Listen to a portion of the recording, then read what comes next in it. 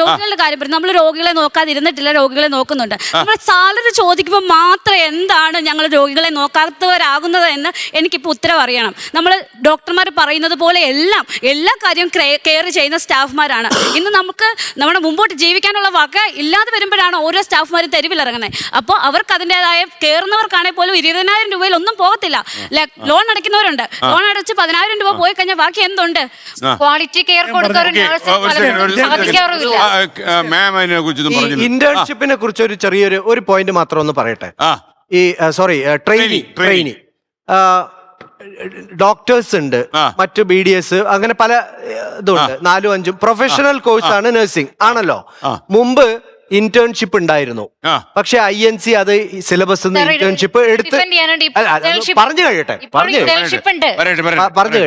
അങ്ങനെ ടീച്ചറല്ലേ, അതുകൊണ്ടാണ് ഞാൻ പറയുന്നത്. അപ്പോ അങ്ങനെയുള്ള ഒരു ഇത് സാധാരണഗതിയിൽ 1 വർഷത്തെ ഇന്റേൺഷിപ്പ് കഴിഞ്ഞിട്ടാണ് ഒരു ഡോക്ടർ ഇറങ്ങുന്നത്.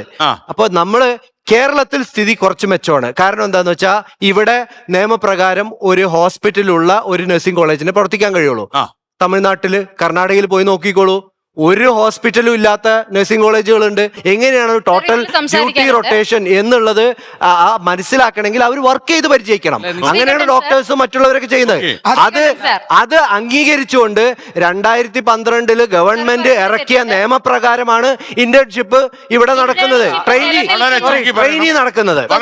ട്രെയിനി ആയിട്ട് എടുക്കാൻ ശ്രദ്ധിക്കുക. 2020-21 സിലബസ് പ്രകാരം നഴ്സിംഗിൽ ഇന്റേൺഷിപ്പ് ഉണ്ട്. 8 സെമസ്റ്റർ എന്ന് പറയുന്നത് ഇന്റേൺഷിപ്പ് പ്രോഗ്രാം. അത് ട്രെയിനിങ് പീരീഡിന് തുല്യമാണ്. പിന്നെ എന്തിനാണ് ട്രെയിനിങ് സിസ്റ്റം ഹോസ്പിറ്റലുകൾ നടത്തുന്നത്? ഈ പറയുന്ന സാറിന്റെ സ്ഥാപനത്തിൽ നഴ്സിംഗ് കോളേജിൽ അനുപാതികമായ അധ്യാപകരുണ്ടോ എന്ന് ചോദിക്കൂ. 1:10 എന്ന് പറയുന്ന റേഷ്യോ നിലനിർത്തേണ്ട സ്ഥാപനമാണ് നഴ്സിംഗ് കോളേജുകൾ. ക്വാളിറ്റി എഡ്യൂക്കേഷൻ കൊടുക്കാൻ അധ്യാപകരുണ്ടെന്ന് ചോദിക്കുക. തമിഴ്നാട് നിന്നും ആളെ ഇറക്കുന്നുണ്ടോ എന്ന് സാറിന് ചോദിക്കാം.